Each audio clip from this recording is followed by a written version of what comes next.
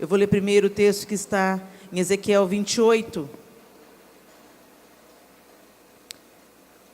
Veio a mim a palavra do Senhor dizendo, a partir do verso 11: Filho do homem, levanta uma lamentação sobre o rei de Tiro e dize-lhe: assim diz o Senhor Deus, tu eras o selo da medida, cheio de sabedoria e perfeito em formosura. Estiveste no Éden, jardim de Deus. De toda a pedra preciosa era a tua cobertura: sardônia, topázio, diamante, turquesa, ônix, jaspe, safira, carbúnculo, esmeralda e ouro. Em ti se faziam os teus tambores e os teus pífaros, no dia em que foste criado, foram preparados. Tu eras o querubim ungido para cobrir, e te estabeleci no monte santo de Deus. No monte santo de Deus estavas, no meio das pedras afogueadas andavas. Perfeito eras nos teus caminhos, desde o dia em que foste criado, até que se achou iniquidade em ti. Na multiplicação do teu comércio encheram o teu interior de violência e pecaste. Por isso te lancei profanado do monte de Deus e te fiz perecer, ó querubim cobridor, do meio das pedras afogueadas. Elevou-se o teu coração por causa da tua formosura, corrompeste a tua sabedoria por causa do teu resplendor.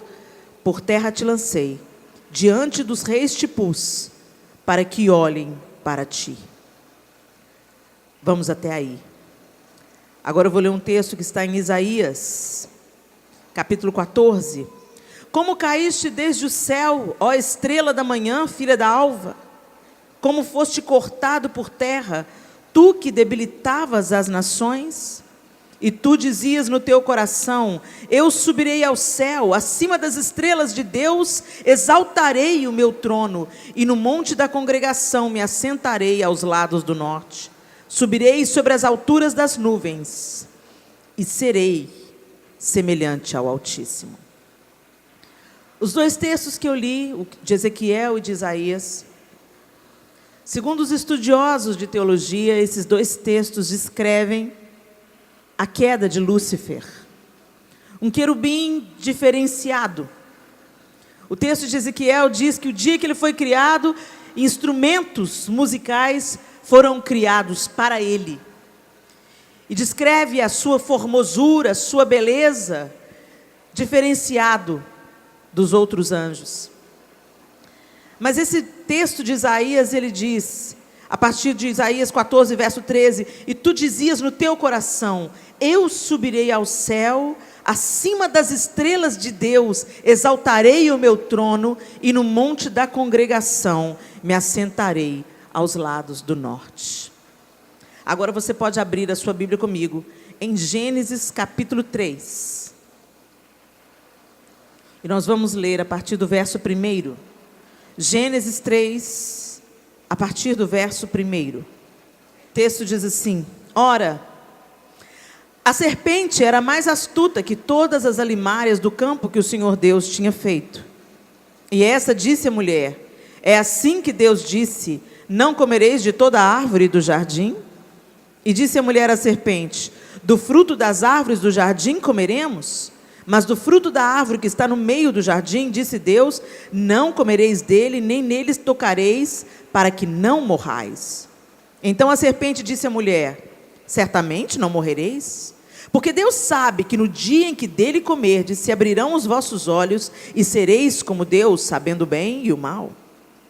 E viu a mulher que aquela árvore era boa para se comer, e agradável aos olhos, e árvore desejável para dar entendimento. Tomou do seu fruto e comeu, e deu também a seu marido, e ele comeu com ela. Lúcifer estava no Éden, antes do Éden, como dizia Ezequiel: estavas no Éden, jardim de Deus, mas na verdade ele estava na eternidade, antes mesmo que o homem fosse criado. E ele tinha o acesso pleno a Deus, o Criador de todas as coisas. Criatura distinta, especial, diferente, criado pelo próprio Deus. E o texto de Ezequiel segue descrevendo como ele era majestoso, como ele se cobria de pedras preciosas, como ele era formoso. Mas mesmo sendo de uma hierarquia mais elevada entre os anjos de Deus, isso não foi o bastante para Lúcifer. E ele desejou ser como Deus. A insatisfação de Lúcifer deu origem a Satanás. E curiosamente, quando a gente vê a serpente, a figura que representa Satanás no Éden, a gente vê a mesma insatisfação sendo plantada na mulher, que também usufruía da perfeição, da beleza, da ausência de dor e da companhia do Criador.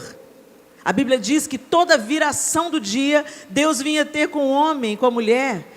Você já pensou o que é isso? Conviver com a perfeição. Tudo que ela precisava, ela tinha. Tudo que aquela mulher poderia sonhar, ela tinha. E Deus colocou um limite. Um limite. Da árvore, do conhecimento, do bem e do mal, você não vai comer. E ele diz por quê. Ele não precisava explicar por quê, mas ele explicou. Porque do dia que vocês comerem dela, vocês vão morrer.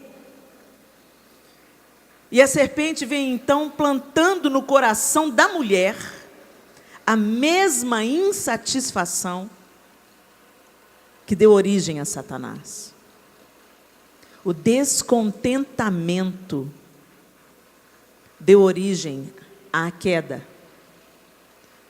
Porque a mulher, de repente, não achou que estava tão bom, tudo que ela podia comer, tudo que ela podia ter, todo o acesso, toda a liberdade, e ela foi na única restrição que Deus fez. E nós não somos assim até hoje. Você está satisfeita com a sua roupa nova, até você ver a sua amiga com uma roupa mais bonita do que a sua.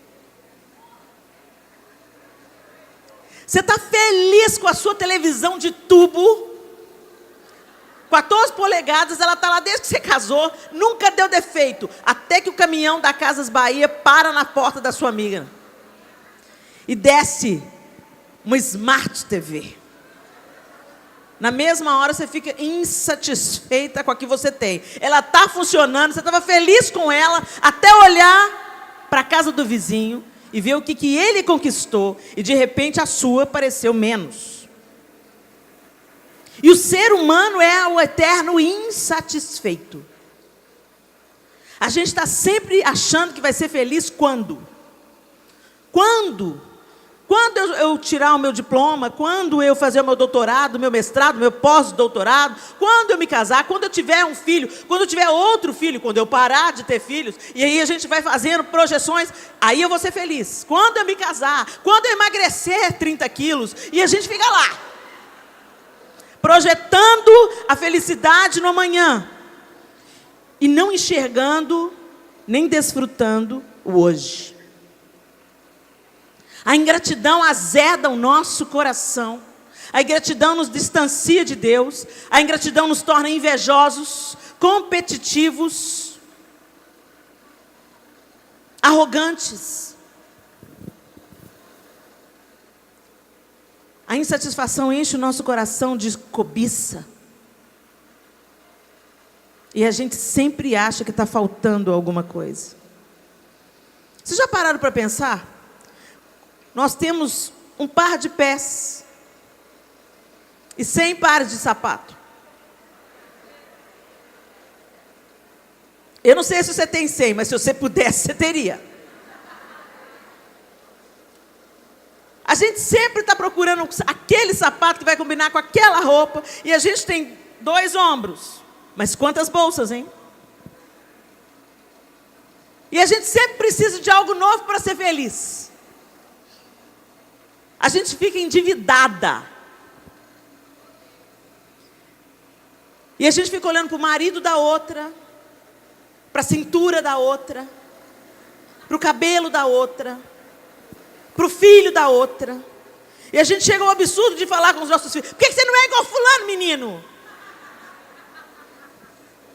Vocês estão rindo, mas é para chorar.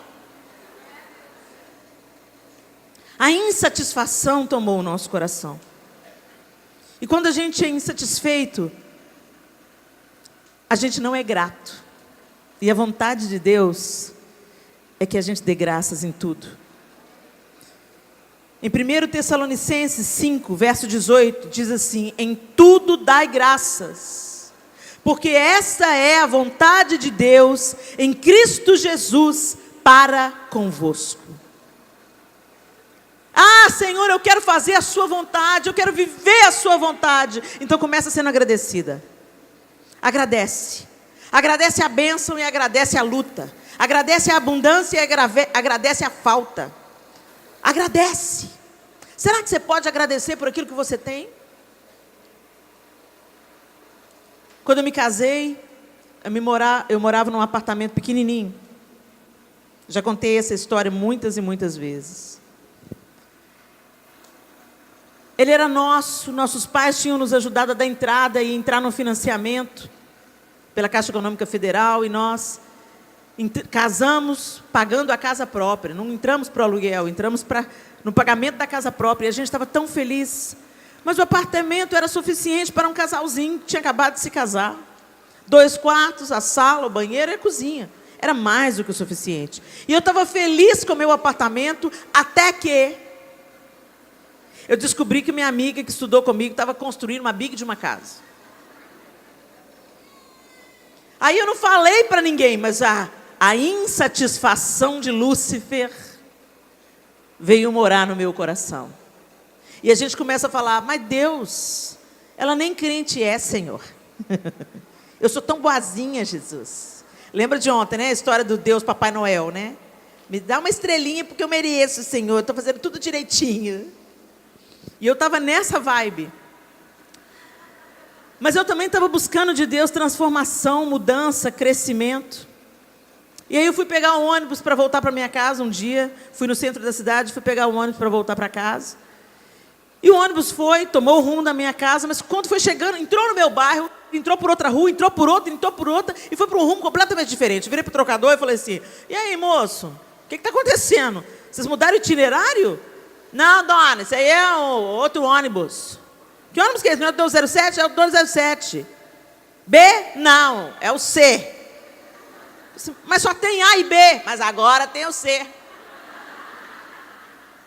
Aí eu fiquei indignada e falei assim: ai meu Deus, e agora? E agora? Agora a senhora vai até o ponto final, depois a senhora volta. Aí eu olhei assim e vi o prédio que ficava perto da minha casa, era um prédio bem alto. Falei assim: quer saber? Eu vou descer aqui mesmo, vou embora a pé. E dei o sinal, desci e fui andando na direção daquele prédio pensando: eu vou seguir nesse prédio e eu chego na minha casa logo, logo. Quando eu estava quase chegando naquele prédio, eu me deparei com uma favela, que eu já sabia que existia, que estava naquele lugar. Os pedintes iam lá na minha casa bater na porta, a criançada. Mas eu nunca tinha estado lá. Eu não conhecia aquela comunidade carente. E comunidade carente é um nome bonito para aquele lugar. Porque eu nunca vi, eu já entrei em muitas comunidades, mas nada parecido com aquilo. Eu nunca mais vou me esquecer do que eu vi naquele final de tarde, naquele lugar. Como um ser humano podia viver naquelas condições? Um cheiro horrível, um córrego que passava por ali. Eu tinha nadado naquele córrego na minha infância, mas ele tinha se tornado, com o crescimento do bairro, o esgoto dos prédios, das casas novas construídas, iam sendo jogados naquele riacho que se tornou um esgoto a céu aberto. E as criancinhas brincando ali, com aqueles abdômen distendido, o catarro descendo. A coisa estava feia. A vontade que tinha era de pegar aqueles menininhos, levar para casa. O cheiro daquele lugar ficou impregnado nos meus cabelos, na minha roupa. E eu tinha que ir passando entre os barracos para chegar na ponte que me daria acesso ao outro lado do bairro. E quando a gente vai entrando no meio dos barracos, a gente vai lendo aqueles cubículos baixos, com lona preta, e estava fazendo um calor de 40 graus em Belo Horizonte. Chuva e calor, chuva e calor, chuva e calor. Pernilongo para todo lado. Ratazana se esgueirando entre os barracos. Um quadro de guerra, um quadro de miséria. Não precisava de ir na Etiópia. Estava ali, pertinho da minha casa. E eu vi uma mulher lavando a vasilha na água do córrego. Eu vi uma cama que era um catre, na verdade, eram alguns tijolos com um estrado e alguns cobertores jogados em cima. É ali que a família inteira devia dormir. Vários sulcos no chão, esgoto escorrendo até chegar no córrego. E um boteco, porque falta tudo. Mas a cachaça não falta. Talvez para anestesiar a dor de ver um filho pedindo: pai, me dá pão. E não ter o que dar. E aqueles homens com os olhos vitrificados olhavam para mim. O que essa aí está fazendo aqui? Era o que os olhos deles diziam. E eu estava horrorizada, horrorizada. Como que aquele lugar estava tão perto da minha casa e eu nunca tinha visto? E era uma favela enorme, ela se estendia ao longo do córrego. E eu atravessei e fui subindo e o cenário foi mudando. Estava chovendo, tinha chovido aqueles dias. Então, quando eu entrei na minha rua, as árvores estavam verdinhas, verdinhas, o asfalto lavado. E eu tinha, pela primeira vez, estava reparando como é que os jardins da minha rua estavam bem cuidados. E eu, uau, minha rua é bonita. Eu nunca tinha percebido como é que minha rua é bonita. Cheguei diante do meu prédio, olhei para o prédio, pintadinho, limpinho, novinho. E eu achei ele lindo. Entrei dentro de casa, fechei a porta atrás de mim e olhei para a minha sala, pêssego, com uma faixa floral de roda-teto, usava muito naquela época. E as almofadas eu tinha feito do mesmo tecido que eu tinha feito o roda-teto. Parecia uma casa de boneca. E eu falei: uau, como é que minha casa é bonita. Eu nunca tinha percebido. E como aquele cheiro estava impregnado no meu cabelo, na minha roupa, na minha memória. Eu fui tomar um banho. E quando eu entrei no box e abri o chuveiro, eu olhei para o chuveiro. Frio, morno, quente. E eu, uau, eu posso escolher a temperatura do meu banho. Que coisa maravilhosa, eu posso escolher a temperatura da água que vai me dar banho. Peguei o sabonete. Sabão com perfume. Hoje tem Dove, perfume hidratante. E eu falei: meu Deus, que delícia. Sabonete. Tomei o banho. Depois que eu tomei o banho, e eu saí do banho, me envolvi com uma toalha felpuda. E falei: meu Deus, que privilégio. Quando eu saí do banho, o João estava chegando. E eu olhei para o João e falei: marido, ele é tão lindo. E eu fui recebê-lo, acredito, de um jeito diferente. Ele: você está bem? Eu estou bem. Fui na geladeira, peguei um copo de água gelada. Glu, glu, glu, que delícia. Água fresca num dia quente. E assim eu passei o restante daquele dia. E quando eu e o João fomos arrumar a cama, quando eu puxei a colcha, subiu aquele cheirinho de comfort. E eu passei a mão no colchão e falei: oh, Deus, obrigada, Senhor. Colchão, Senhor, cama limpa. roupa, lençol cheiroso. E o João olhando para mim. Aí a gente se deitou e no fim da nossa cama tinha um banquinho com ventilador. E o João foi lá e ligou o ventilador. Oh Deus, ventilador, bendito seja o teu nome, Senhor. Abençoa a família de quem inventou o ventilador. E o João virou para mim e falou assim: Helena, o que está acontecendo? Eu falei: está acontecendo, João, que eu sou milionária e não sabia. Eu tenho uma vida maravilhosa. Eu tenho mais do que eu mereço. Eu tenho um bom marido. Eu tenho uma casa com toda a estrutura que eu preciso. Eu tenho chuveiro, sabonete, toalha limpa, cama cheirosa, ventilador para me refrescar. Louvado seja Deus. Eu tenho tudo e muito mais.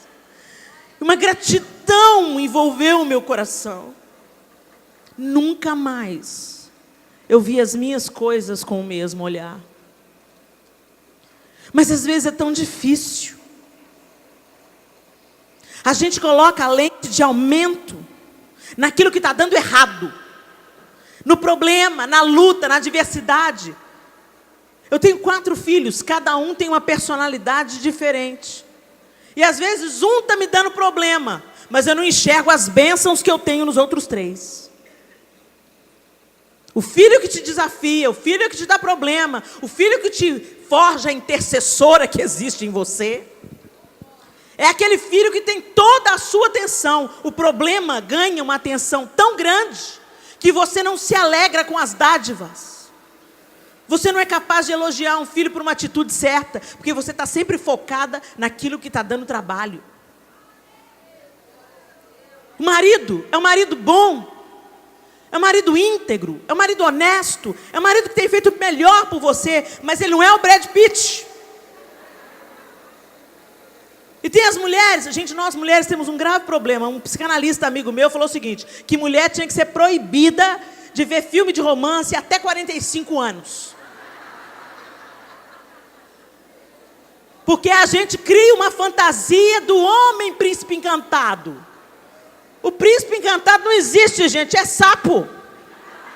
Tem a porção sapo e a porção príncipe. E está misturado, igual a gente. Eles são perfeitos, como nós não somos perfeitas. Mas ao invés da gente se apegar naquilo que os nossos maridos têm de bom, naquilo que nos conquistou, naquilo que nos motiva, não. A gente pega o problema do cabra, põe a lente de aumento em cima, olha para o príncipe encantado, porque você não dorme com ele, por isso que ele é encantado. Você não dorme com o Brad Pitt. Ele é tão bom que largou a mulher dele para pegar outra. Tão bom que ele é. Mas isso a gente não vê. E a gente olha para o marido da amiga e fala: ai, ele é tão gentil, mas é vagabundo. O seu é trabalhador, é honesto. Para de se comparar. Valoriza o que você tem, o que Deus colocou na sua mão.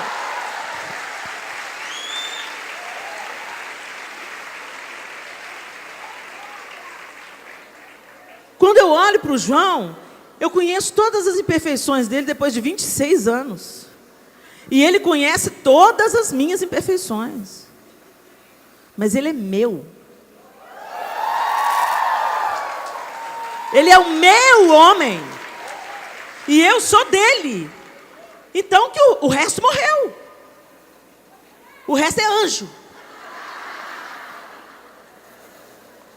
Mas a gente fica tão insatisfeita. Depois vai chorar em cima do caixão. Teve um dia que eu estava lá reclamando de passar as camisas. Ô, gente, eu sou dona de casa, gente. E tem dia que a coisa estreita, não é? Eu estou numa fase dura com a cozinha, gente. Eu e as panelas estamos travando duelos. Porque tem umas fases que somem a inspiração, a gente não quer saber de cozinhar. Mas tem que cozinhar, fazer o quê? Mas eu estava lá passando a roupa. E aí, me deu aquela canseira. Porque eu peguei aquela camisa que eu oro para o João não usar. Sabe aquela camisa que você passa, pedindo assim: ó Deus, abençoa que ele só use ano que vem, essa camisa? E eu estava lá passando a camisa do João, e dentro de mim eu camisa abençoada, vou queimar ela sem querer. Eu estou passando a camisa e o Espírito Santo é imbatível, gente. O Espírito Santo é o cara. Estou lá, a minha boca seladinha, mas dentro da minha alma, a tromba estava... Passar essa roupa.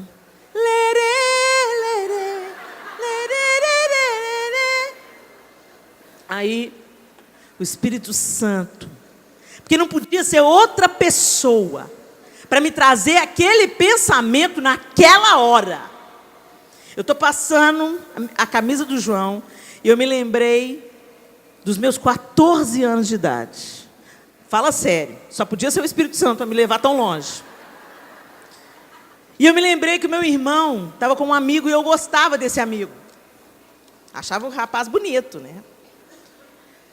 Aí o rapaz foi almoçar lá em casa no domingo, depois do culto, tirou uma camisa toda amarrotada dentro da mochila e falou assim, tem um ferro aí por perto? Pode me emprestar um ferro? Eu, pode deixar que eu passo. Peguei a camisa e fui passar a camisa com todo carinho. E eu passando a camisa para ele ver o quanto eu era prendada.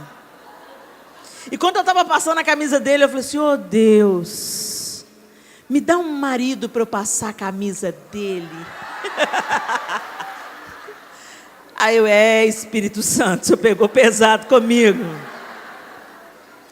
Me lembrou da oração. A gente esquece das orações que a gente faz, mas o Senhor não esquece, não. E aí eu, ok, mas não parou por aí não. Parou por aí não. Aí ele foi um pouquinho mais fundo. Ele falou docemente assim dentro de mim. Tem muitas mulheres que gostariam de ter um marido para passar a camisa. Mas não tem. Oh, Senhor, obrigado, Senhor. Me perdoa, Senhor. Obrigado pelo João. Bendito seja o Senhor, porque eu tenho marido para passar a camisa. É tudo uma questão de perspectiva.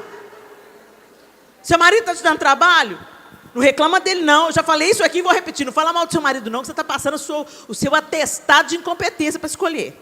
Você que escolheu. Ninguém te obrigou a casar. Agora chupa essa manga, bem.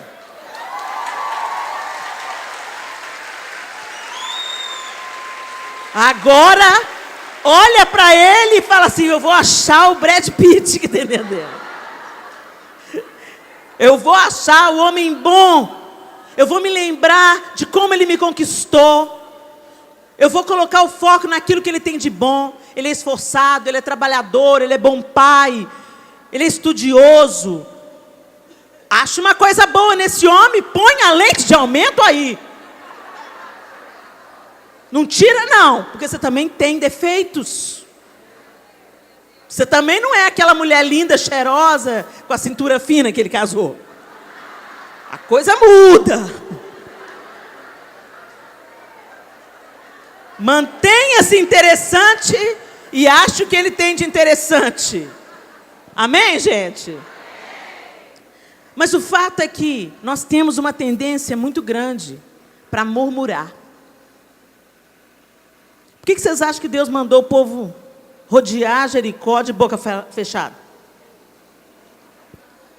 Imagina um exército inteiro marchando ao redor daquelas muralhas gigantescas de Jericó, podendo falar. Jericó é impenetrável, cara. Você viu? Pois é, Josué tá piradão, cara. Vamos fazer o seguinte, vamos sair fora. Nós vamos ser pulverizados, cara. E outra, qual que é a louca dele? Da gente ficar marchando. Qual que é de ficar marchando, cara? Eu já estou cansado. Tem um calo no meu pé. Não, por isso que ele falou. Silêncio. E aí abria a boca só para bradar e adorar. Oh, Deus é bom, poderoso, maravilhoso. E foi assim que eles conquistaram a cidade. Dando brados de louvor. Da mesma mesma maneira, outra história, o mesmo povo. O povo de Israel ficou 40 anos num trajeto de 40 dias. Por quê? Ó vida, ó céus, ó azar. O quê? Maná de novo? Anem? E as cebolas do Egito? A água está amarga? Ah, não, mas... Qualquer coisa, aquele povo abria a boca para reclamar. O mar abriu para eles passarem. Chega do outro lado, todo mundo dança. Daqui a pouco esquece. Vamos fazer um bezerro de ouro. Quando eu li a história do povo de Israel na Bíblia, eu falei, Deus, que povo obstinado. Por que o Senhor não trucidou esse povo? Por que o Senhor não queimou esse povo? Por que o Senhor não fulminou esse povo? Povo rebelde, povo reclamão. Deus falou assim, vocês são igualzinhos. Eu faço milagre na vida de vocês nessa semana, semana que vem, vocês estão reclamando e achando que eu sou um Deus injusto. É a mesma coisa, vocês são assim, a história está retratada para a humanidade ser identificada nesse povo, e você vê de onde você tem que tirar o pé. Tira o pé da murmuração, tira o pé da reclamação, tira o pé na falta de fé, na incredulidade. Ontem nós falamos, o justo viverá pela fé. E aquele que confia, o negócio está descambando. 10.000 cairão ao seu lado, 10.000 cairão à minha direita, mas eu não serei atingido. Eu sei que eu tenho crido. E eu não vou reclamar. Porque a vontade de Deus para mim é que eu seja grata. E gente, eu não sei quanto a vocês, mas quando a gente é agradecido, a vida fica leve. Você já chegou perto de alguém que só tem coisa boa para contar? Como é que você está, fulano? Está tudo bem, glória a Deus. Está na luta? Estou na luta, mas estou na vitória. Agora tem o Zuruca, né? Ó vida, ó céus, ó azar. Você está bom? Não bem não. Mas semana passada você também não estava. A vida é dura. Você entra numa fila de banco, está todo mundo em silêncio. Se você fala, bendito seja Deus, por esse dia lindo que se manifestou sobre a nossa cabeça, todo mundo olha para você e fala, você é louca. A louca é crente, ó. Agora você entra e fala assim, olha o tamanho dessa fila, é um absurdo, isso é o PT. É isso mesmo, é o PT.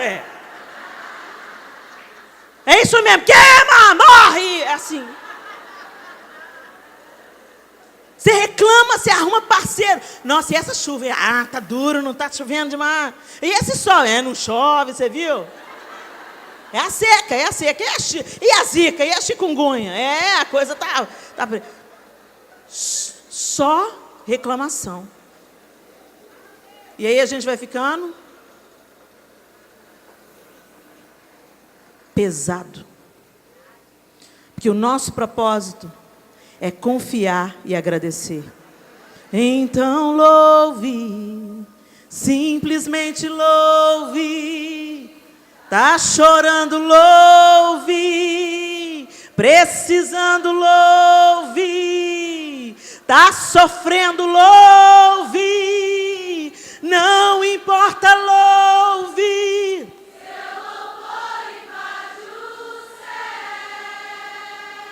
É fácil a gente entender isso com a nossa mente. E na hora que você está me ouvindo, você entender e concordar comigo. Mas Deus está querendo nos tirar do lugar de ouvintes e nos levar para a vida. Para executar, vivenciar aquilo que a gente aprende. Sair da religiosidade aparente, hipócrita, e passar a desfrutar de um relacionamento com Deus, onde você coloca em prática aquilo que Ele te propõe. E é libertador, gente. Eu me lembro que, um tempo atrás, nós estávamos nos preparando para sair de viagem com os nossos filhos. Sabe aquela viagem que eu contei ontem que Deus falou não? Um tempo depois Ele falou assim... E nós estávamos saindo para essa viagem. E como nós somos uma família grande, chamamos 2 carros para nos levar para o aeroporto. Dividimos as malas em 2 carros, e 3 íamos no carro e 3 iam no outro. Os 2 carros já estavam com as malas dentro, e a gente voltou e estávamos na nossa sala, orando para Deus guardar a casa, para Deus ir adiante de nós nessa viagem. Eram 2 horas da tarde. O nosso portão estava aberto. E quando a gente estava acabando a oração, a gente ouviu uma barulhada, o motorista gritando, e quando a gente sai, o carro da frente tinha sido levado por um assaltante. O assaltante pôs a arma na cabeça do motorista, na porta da nossa casa, às 2h da tarde, e levou o carro da frente com 4 das nossas malas. A minha mala, a mala do Miguel, a mala do Arthur e a mala da Sofia. E aí os meninos, e agora? João, o documento está com você? Tá. Vamos embora, a gente já estava atrasado para ir para o aeroporto. Mas mãe, a gente não tem roupa. Vamos sem roupa. Como é que a gente faz, mãe? Volta na gaveta e pega o que restou, mas não restou nada. A gente ia passar um mês nos Estados Unidos. Tudo que eles tinham de melhor, eles colocaram na mala. Eu falei assim, pega o que restou. E eu voltei, porque eu tinha que ministrar lá. Peguei, coloquei um vestido, um pijama, um sapato, vamos embora. E quando nós estávamos no carro, aí o João chamou um táxi. E eu, o Miguel e a Sofia fomos no táxi. O João, o Arthur e a Clara foram no táxi. E eu, o Miguel e a Sofia fomos no carro que estava esperando a gente. E aí o motorista que estava dirigindo estava abalado, o Lucas. Hoje ele é nosso motorista, dirige para a gente. E o Lucas é um menino jovem e ele está desviado do Evangelho. E ele estava assustado. E agora? Como é que vai ser? Eu falei assim, Lucas, eu não quero pensar no que eu perdi. Eu quero pensar no livramento que Deus deu, porque a gente podia estar chorando em cima do Charles agora, o outro motorista.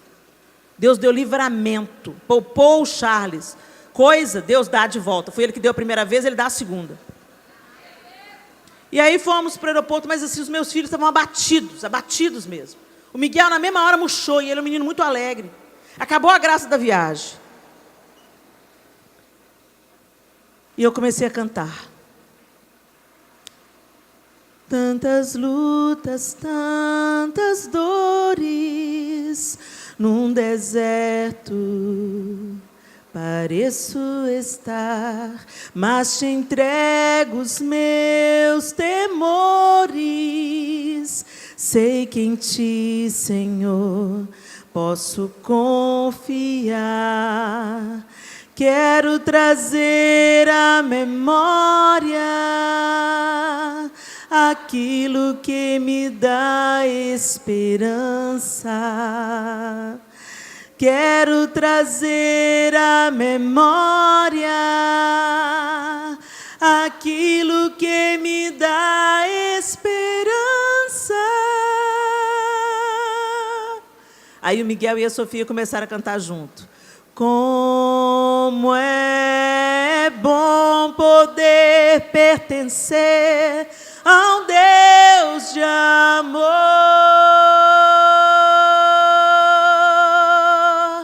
Como é bom poder confiar em sua fidelidade. Eu descanso em ti. Eu espero em ti. Eu te adoro, Deus de amor.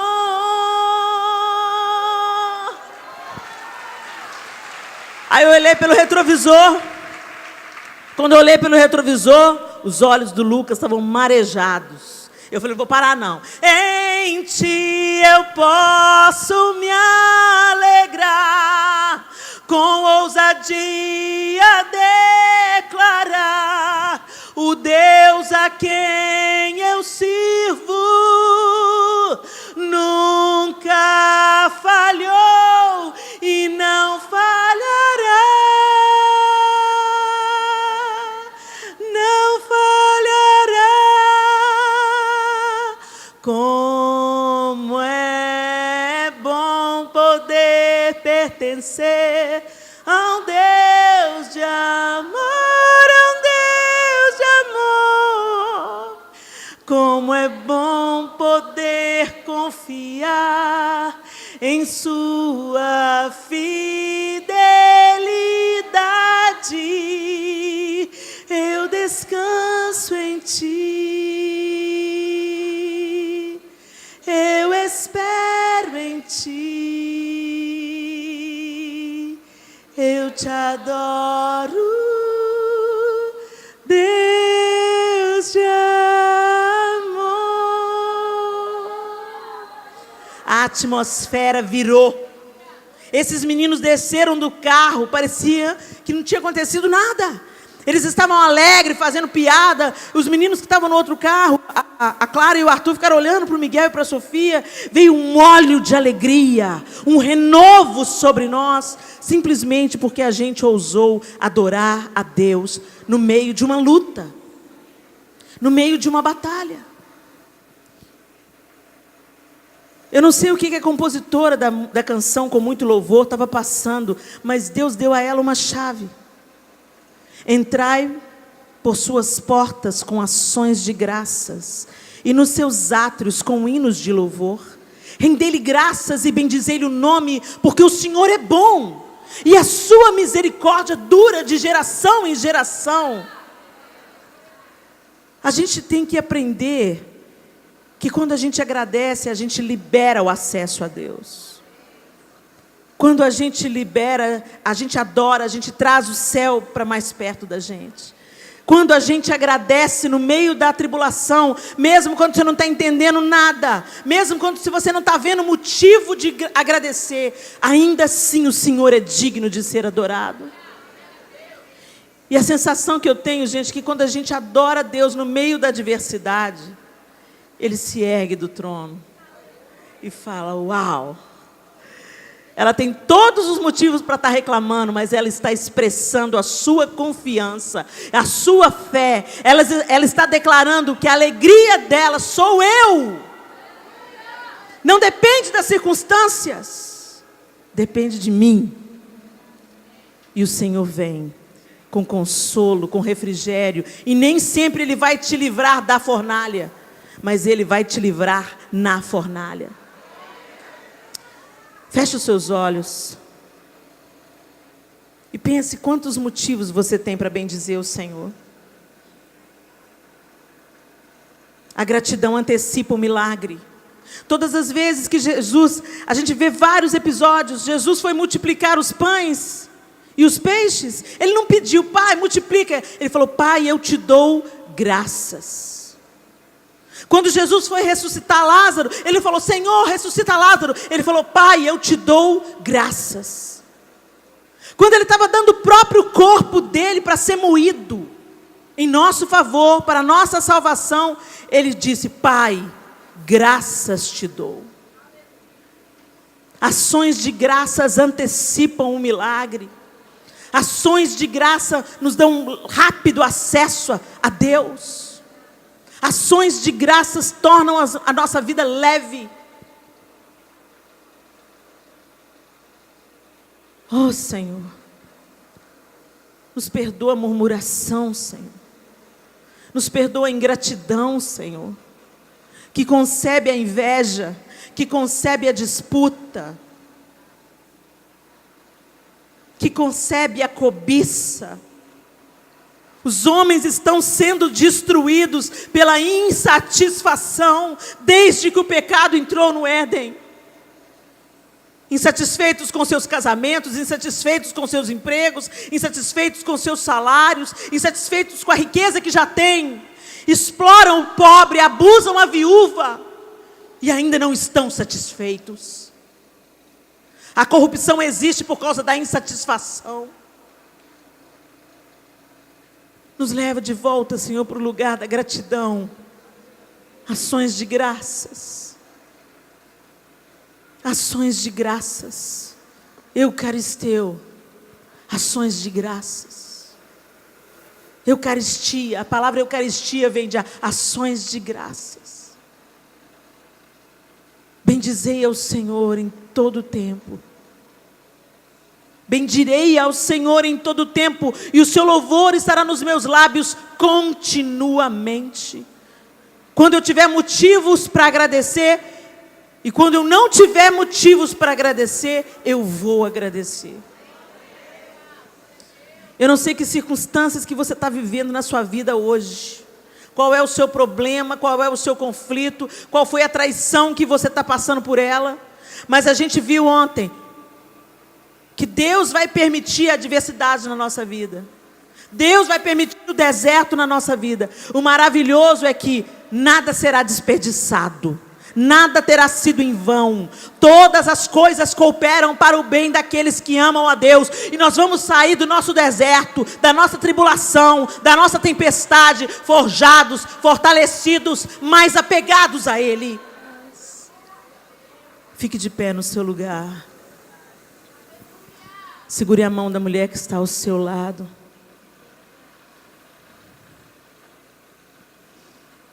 Feche os seus olhos e agradeça ao Senhor. Agradeça ao Senhor pela sua vida. Agradeça a Deus por aquilo que Ele tem te confiado. Agradeça pela família que Ele te deu. Pelo marido que Ele te confiou, pelos filhos. Agradeça a Deus pelas lutas.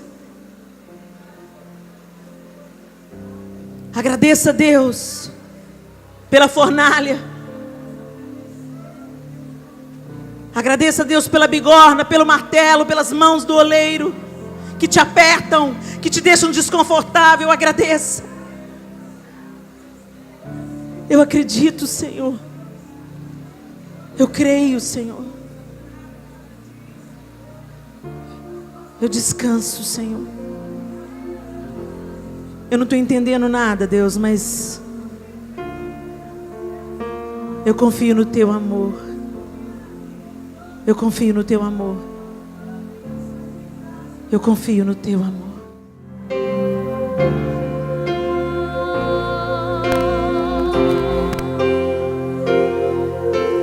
Venho te amar.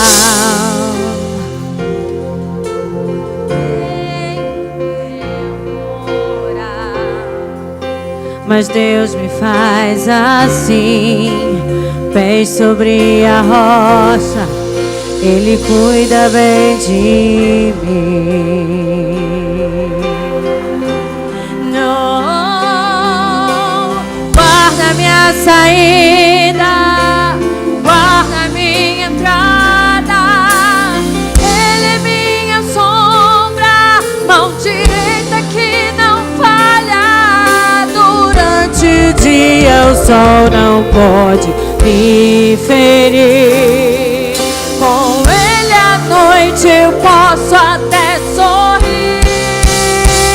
Estou olhando para os montes, meu socorro vem de Deus. Não paro de olhar para os montes, Ele não descansa, Ele é o guarda de Israel, Rei da terra e é também dono do céu.